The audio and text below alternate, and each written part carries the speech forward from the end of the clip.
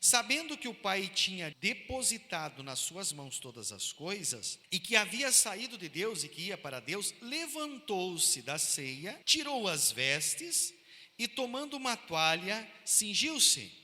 E depois pôs água numa bacia e começou a lavar os pés dos seus discípulos, enxugá-los com a toalha com que estava cingido. Jesus então começa, olha só, depois da ceia. Depois que eles já tinham comido, ele faz essa ação. Por quê? Porque ninguém tinha feito esse serviço lá na porta. Ninguém tinha tomado essa iniciativa da casa alugada por Jesus para fazer a ceia da Páscoa com os seus discípulos. Ninguém tinha tomado essa iniciativa de estar lá na beira da porta, tomado essa iniciativa de lavar os pés de quem chegava. Jesus era o dono da festa, era o hospedeiro naquele momento. Mas Jesus nunca teve servos. Jesus nunca teve empregados no seu contexto. Embora fosse um rabino famoso, que poderia ter empregados ao natural. Mas sempre a gente vê dizendo ele, eu não vos chamo de servo, mas chamo de amigos. Então o relacionamento de Jesus com aquele público que lhe seguia, que eram centenas de seguidores de Jesus, tinha um relacionamento com ele de amigos, ninguém de servo, ninguém de funcionário. Embora Judas carregasse a bolsa, era um funcionário. Em todo rabino tinha um tesoureiro que era funcionário, mas nem Judas estava na condição de funcionário. E note que o único que estava na condição de funcionário, diz o texto que o demônio já tinha encarnado ali e tomado conta de Judas, então ele não estava mais em condição de servo também. E aí Jesus faz a refeição, ou está durante a refeição, entendo eu, e ele vai até a porta, tira a sua roupa, e aí alguém vai pensar, mas então Jesus ficou nu. O que é tirar a roupa nesse contexto? Todas as pessoas, eles tinham a primeira túnica, os servos não tinham a segunda túnica, mas todo mundo tinha uma primeira túnica, uma roupa de baixo. E aí a roupa de cima identificava quem era essa pessoa. Por exemplo, quando Bartimeu tira a capa que estava sobre ele, ele fica nu? Não, ele fica com a roupa normal de baixo. Aquela túnica que ele tinha era de cego. Tinha a túnica para o cego, tinha a túnica para o leproso, tinha a túnica para o sacerdote, tinha a túnica para o rabino, tinha a túnica para o discípulo, que se identificava por isso. Se identificava pela túnica, pela vestimenta na época. E aí Jesus tira a sua vestimenta de rabi, tira a sua vestimenta de mestre, e fica com a roupa igual a dos servos. Pega a toalha, cinge-se com a toalha, amarra a toalha sobre a sua cintura, que eu já vi pregador dizer que Jesus ficou nu e a toalha para se proteger. É uma má interpretação da história e da realidade bíblica.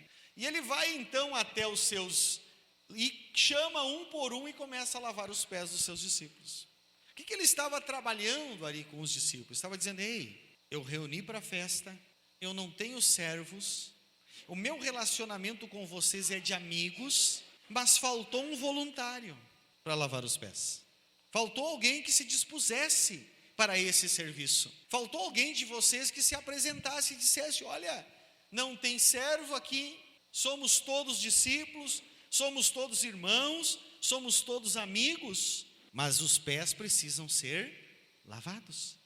Esse serviço não está sendo feito. E aí Jesus pega com essa, e vai lá e toma essa iniciativa e vai até lá e começa a lavar os pés dos discípulos. O que ele estava trazendo? O que ele estava trabalhando com os discípulos?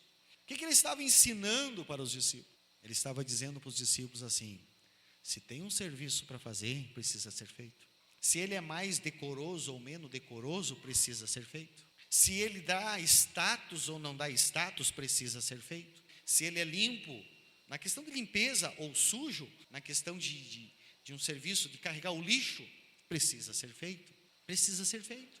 E dentro desse contexto de precisar ser feito, das ações do serviço geral, ele está dizendo assim, ei, não é a carteirinha de rabino que vai me impedir de lavar os pés dos meus discípulos.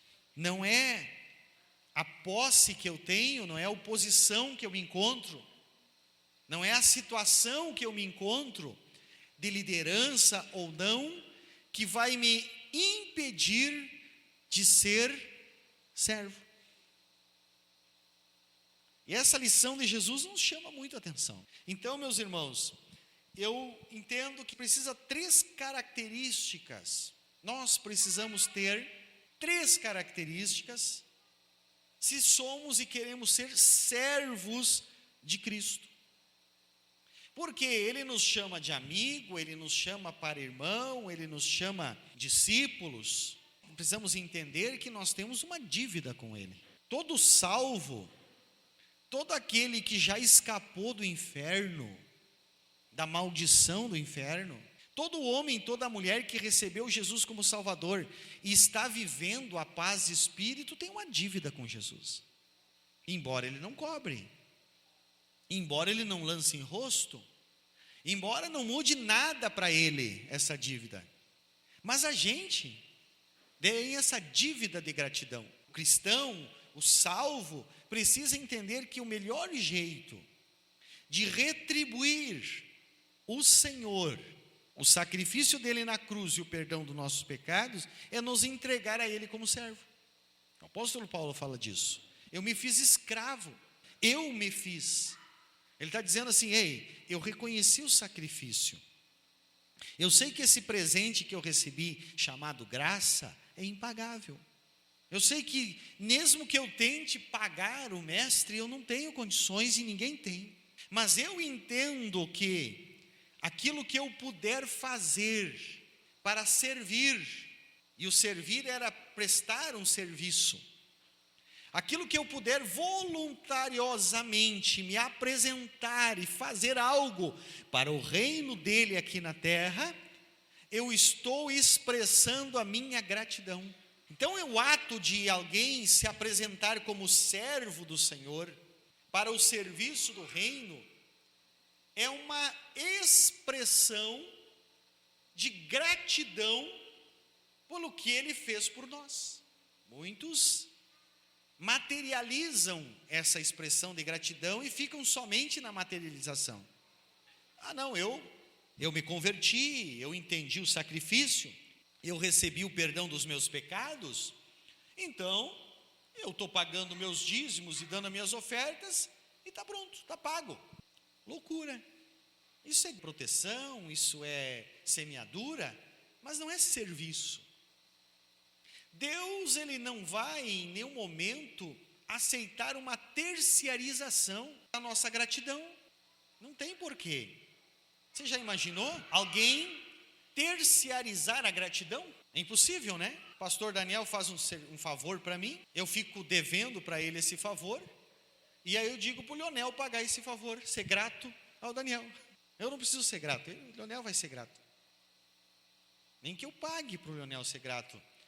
Quem deve gratidão é o Amós. Então o ato de nós servir o mestre, servir ele no reino, e às vezes a gente confunde também, né? Servir com vir no culto. Vir ao culto é adoração ao Senhor, nós vamos para adorá-lo. Quando nós recebemos uma palavra, quando você está aí sentado, me ouvindo, você está sendo servido ou está servindo? Você está sendo servido. Mas o que é servir então, mestre? É quando as nossas ações voluntárias servem ao reino de Deus. E o que é reino de Deus? Muito mais do que uma religião cristã. E aí o serviço então, para que eu produza voluntariamente um serviço, preciso de amor, compromisso e humildade. Que é amor? Amor já está saturado aqui para IAD Jarina. Que é cuidado e provisão. O que é prestar? O que é ter amor? O amor de Deus é quando eu faço de tudo, posso, e às vezes até mais do que posso, para cuidar o meu semelhante, para prover para o meu semelhante algo. E nós estamos, meus irmãos, profetizando com muita garra e determinação e já vendo resultados de uma expansão na Iadejari. E queremos isso, estamos focados nisso, estamos orando por isso, estamos vendo esses resultados. Mas vai aumentar a necessidade de gente para cuidar de gente. Vai aumentar a necessidade de pessoas que vão cuidar de alguém que está chegando na igreja, novo convertido. Vai aumentar a necessidade de alguém que deu suporte para alguém. Vai aumentar. Glória a Deus por isso. Amém por isso. Assim como um casal que está esperando o seu bebê, está gerando aquele bebê lá, já está no ventre, esse casal vai se organizar para um quarto, para uma cama diferenciada, para um armáriozinho, para uma cômoda para guardar as roupas, não é isso? Porque ela está se preparando para cuidar desse ente que está chegando. E quando chega, as atenções são diferentes, e quando chega esse ente querido ali, os horários mudam, aquela folga que se tinha muda, não é verdade? E tem que se encaixar. E a igreja, meus irmãos, também precisa compreender isso. Nós precisamos perceber essas situações, e esses entes que estão chegando, eles precisam de cuidado, precisam de provisão. Às vezes eles não vão precisar de comida, de salário, pode vir bem assalariado, pode vir com uma boa dispensa dentro de casa, mas vão precisar de carinho, vão precisar de atenção, vão precisar de alguém que lhes ouça, vão precisar de alguém que não lhes acuse. Isso é amor. Isso faz parte de ser servo. É característica de um servo de Cristo, é quem consegue ver nas pessoas além daquilo que elas demonstram, além daquilo que aparece. Às vezes o que está aparecendo é uma pessoa, às vezes, difícil, rancorosa, braba, mas atrás desse processo, ontem, eu recebia, conversando com alguns irmãos, e nós pensando sobre isso, atrás dessa pessoa tem algumas coisas que ainda lhe aprisionam, lhe dificultam, e eles ficam arredios. E eu e você, como servo, nós vamos cuidar, vamos prover. Claro que não vamos fomentar e dizer, não, continue assim, é problemático, é problemático, não vamos curar. Não, nós temos que achar uma forma de curar essa doente. Mas como você gosta de ser recebido lá na unidade básica de saúde quando você está doente? Como você gostaria de ser recebido na unidade básica de saúde quando você chega lá com uma dor de cabeça tremenda ou com um apêndice vazando? Como você gostaria de ser atendido? Tu chega calminho quando está com dor? Tu chega estressado, cansado com aquela situação. Então o mínimo que você quer é que alguém te entenda, que alguém te ouça, que alguém te compreenda. Sim ou não? Isso é amor que nós esperamos. E a igreja, meus irmãos, é o hospital. Aqui as pessoas vêm doentes, espiritualmente, emocionalmente, cheias de pecados, e precisam o quê? Cura, libertação, salvação. E nós temos para dar. Nós temos uma CTI de primeira linha, nós temos uma UTI de alta complexidade, nós temos o melhor remédio, nós temos o melhor alimento, a melhor cozinha, aleluia. Nós temos, porque Deus nos dá, porque o Espírito Santo nos direciona, porque a palavra nos alimenta, aleluia. Nós temos isso. Falta o quê? É nós manusear, ser um bom manuseador dessas ferramentas. E sem amor, Paulo diz, somos tal sino que tine, que faz barulho somente. Sem amor, não tem servo. Agora, quando o servo é amoroso, quando o servo quer atender a pessoa, quando o servo quer servir com amor, muitas vezes ele é provado e Satanás coloca empecilhos. Para quê? Para que o servo seja descomprometido, para que ele comece a cuidar e desista, para que ele comece e canse, para que ele não leve a sério a sua decisão de cuidar de alguém. Mas um servo de Deus precisa ser compromissado. É uma característica. E a humildade, irmãos, nós não vamos a lugar nenhum sem a humildade. Olha Jesus, ele sai do seu status de rabino, de rabone, 3 anos já fazendo sucesso na terra.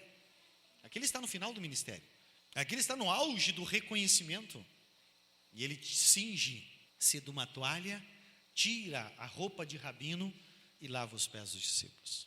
Então, meus irmãos, o serviço cristão, que ele é? Ele é ordenado pelo Senhor.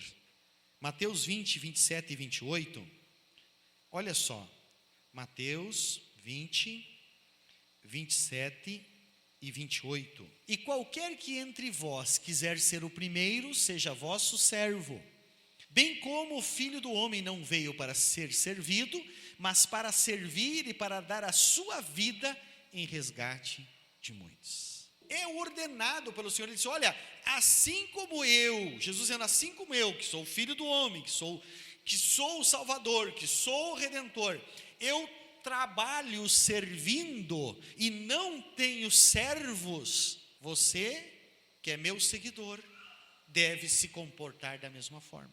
Isso que o Senhor está dizendo. É uma ordenança.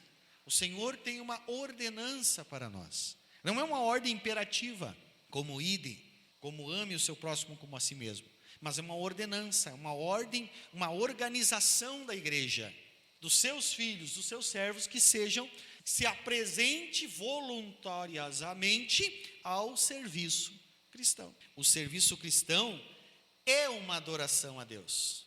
A gente pode cantar, a gente pode tocar, a gente pode orar, a gente pode celebrar, a gente pode bater palma, assobiar, fazer o que for para Deus. Lucas 1 e 23 nos mostra que Zacarias, o marido de Isabel, o pai de João Batista, ele estava no templo. Existiu no tempo de Herodes, rei da Judéia, um sacerdote chamado Zacarias, da ordem de Abias, cuja mulher era das filhas de Arão, o nome dela era Isabel. E aí o que acontece? Zacarias, ele vai cumprir o serviço no templo, como um sacerdote. Qual era o serviço no templo que Zacarias foi cumprir? A gente só vê ele no momento que ele recebe lá a visão do anjo e fica mudo. Mas o que um sacerdote, Zacarias, fazia no templo? Era o período, não sei precisar para vocês hoje quantas luas era, mas era por luas que os sacerdotes tinham as suas escalas. E qual era o serviço dele no templo? Total. Ele era sacerdote, mas o serviço era total. Era a limpeza das baias, aonde tinham os animais, que eram para o templo e do templo. Era o serviço da limpeza do salão, do templo principal. Era manter as lâmpadas acesas.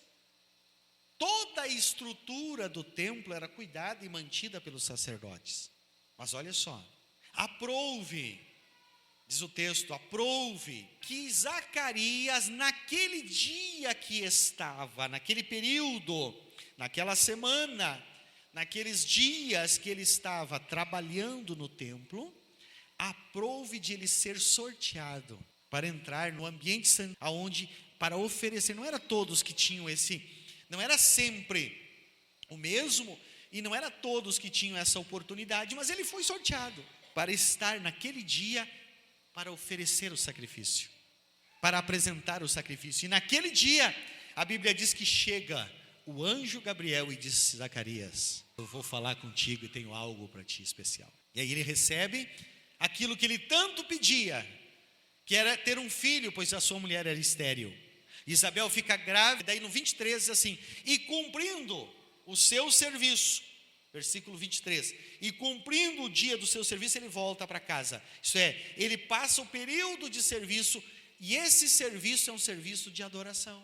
Então, quando eu e você estivermos fazendo qualquer ato para o reino de Deus, no serviço cristão, nós estamos adorando. Quando você está cuidando de uma pessoa ali, nova convertida, discipulando, você está adorando. Quando você estiver abrindo porta e fechando porta para pessoas entrar, você está adorando. Quando você está organizando uma cadeira que está desorganizada, você está adorando. Quando você está servindo a mídia, você está adorando. Você está na porta recepcionando, você está adorando. Está me entendendo, meus irmãos? O serviço cristão é adoração, e Deus recebe assim. Então, de repente, você pensa: pastor, eu não canto, eu não tenho uma voz para cantar, eu não toco instrumentos, eu não tenho potencial para isso, Senhor. Eu não adoro então na casa. Sim, você adora no serviço cristão. O serviço cristão também é cuidar do próximo. Atos capítulo 4, versículo 34 e 35. Irmãos, esse é o meu sonho de igreja. Sempre foi o meu sonho de igreja. Olha só: não havia, pois, entre eles necessitado algum, porque todos os que possuíam herdades ou casas, vendendo-as, traziam o preço que fora vendido e o depositavam aos pés dos apóstolos, e repartia-se a cada um segundo a necessidade que cada um tinha. Então, o sonho de igreja é que as pessoas vendam o que tem e repartam com o próximo? Não. Meu sonho de igreja é que a igreja não tenha necessitados. Que a igreja não tenha necessitados. Não estou dizendo aqui que o meu sonho é que a cidade de Jari não tenha necessitados, mas a igreja não pode ter necessitados, porque somos uma família. E como eu já disse, hoje no Brasil não é o caso muitas vezes de ter necessidade financeira e nem de alimento, embora tenha. E se tiver dentro da nossa igreja, nós vamos saber e cuidar e resolver essa situação. Estou falando da igreja, dos filhos de Deus, dos que estão ligados em nós. Não pode haver necessitados. Mas tem gente que está com a poupança gorda, pode estar na igreja com a poupança gorda, com um salário bom, com um carro bom na garagem e necessitado de uma palavra, de uma atenção, de um carinho. E aí vamos fazer o quê? Vamos ficar sentado à mesa esperando o rabino tirar as roupas de rabino e lavar os pés? Ou vamos aprender com o mestre e dizer assim: eu quero fazer a minha parte? Não existe expansão do voluntariado se não existir conscientização. E eu estou aqui com esse objetivo nesta noite, de conscientizar Iadejari, de que tem serviço para todos nós, e que todos nós podemos fazer algo para a expansão do reino. E que, embora às vezes a gente se sinta uma fagulha numa grande fogueira, nós somos uma fagulha, aleluia, e alguém precisa de nós. Estão me entendendo? O serviço cristão, ele é ordenado pelo Senhor e compreende a relação do homem com Deus e com o próximo. Compreendo eu, meus irmãos, escute isso, compreendo eu que não tem ligação aqui, minha, aqui na vertical, se eu não estiver ligado. Por isso que Jesus disse: aquilo que ligardes na terra será ligado no céu. E tantos entendem e compreendem que é a decisão de um pastor de excluir um membro ou trazer de volta um membro, e nada disso. É o que ele está dizendo, o que Jesus está dizendo é assim: o meu relacionamento com a igreja é quando a igreja se liga entre ela. Enquanto nós temos um bom relacionamento, enquanto nós conhecemos as necessidades cada um dos outros e suprimos essas necessidades, assim aumenta o nosso relacionamento com Deus. Para expandir o voluntariado é necessário decisão, necessário amor, comprometimento de nós e muita humildade. Deus está nos chamando para uma grande obra. Deus colocará muitas pessoas aqui para nós cuidar, e nós precisamos que estejam aqui conosco sem necessidades. Portanto, meu irmão e minha irmã, você que está servindo ao Senhor conosco, a Bíblia te diz para ti assim: comunicai aos santos as vossas necessidades. Eu não posso adivinhar a necessidade da Clair, eu não posso ficar pensando qual é a necessidade da Clair. Mas quando a Clair confessa a sua necessidade para alguém, ela poderá ser cuidada desse alguém. Agora, confesse a necessidade tua para alguém que está ligado no corpo de Cristo. Confesse as tuas necessidades para alguém que não está em condição de te servir. Confesse as tuas necessidades, meu querido. Abra o teu coração. Mostre as tuas lutas. Ah, pastor, eu tenho uma necessidade emocional, espiritual. Não sei qual, mas precisa ser apresentado. Porque o reino de Deus é feito por servos e não adivinhos. Deus não tem adivinhos. Muitas igrejas andam atrás de profetadas, de homens que vêm e fazem revelações estapafúrdias, adivinhos, alguns de Facebook, porque lê o Facebook das pessoas antes e depois revela. Mas nós não, nós estamos alicerçados na palavra. Na palavra. Nós somos uma família e precisamos ouvir de você aquilo que você precisa para que nós possa te ajudar e aí então não ter necessidade alguma. Você crê na expansão do voluntariado? Nós temos aqui na IAD Jari muitos voluntários, muitos que estão atuando e cuidando de gente. Eu estou feliz com o voluntariado da igreja de Jari. E os nossos números de voluntários, meus irmãos, ultrapassa a média do estado e do Brasil. Nossos números de voluntariados em percentual, eu não sei se tem um maior no país, mas eu quero mais. Eu quero mais, porque se nós tivermos mais, nós fazemos mais. Nós ganhamos mais, nós cuidamos mais, aleluia. Nós precisamos da excelência, porque estamos fazendo para quem? Por aquele que nos amou primeiro, por aquele que deu a vida por nós. Eu quero que você feche os teus olhos, aonde você estiver. Só quem está dirigindo não faça isso. Eu quero que você feche os teus olhos, e eu vou te fazer um desafio, de olhos fechados aí. Imagine o tamanho de gratidão que você deve para o teu Salvador. Imagine quanto é o tamanho que você deve para o teu Salvador. Ele pagou o meu e os teus pecados. Ele nos tirou do inferno. Ele nos tirou do caminho da perdição. Ele nos tirou da angústia, da depressão. Ele fez tudo por nós. O seu sangue foi vertido na cruz até a última gota. O seu sacrifício de estar nu numa cruz lá e os romanos lombando dele. Tudo isso é um tamanho inatingível. Eu não tenho números para calcular o que eu devo ao Mestre Jesus. E se eu der todos os meus minutos de vida, por quanto tempo eu viver somente para Ele, eu não estou pagando nada ainda do que deveria pagar. Mas eu estou pronto. Um dia que eu entendi isso, eu disse: Mestre, eu estou pronto para te servir, custe o que custar. Eu quero que você que calculou, que já entendeu desse teu tamanho de débito, se apresente ao Senhor e diga: eu quero te servir, eu quero fazer alguma coisa para o teu reino, eu quero expandir o teu reino, eu quero cuidar de gente, eu quero ser um porta-voz teu de uma palavra profética. Eu quero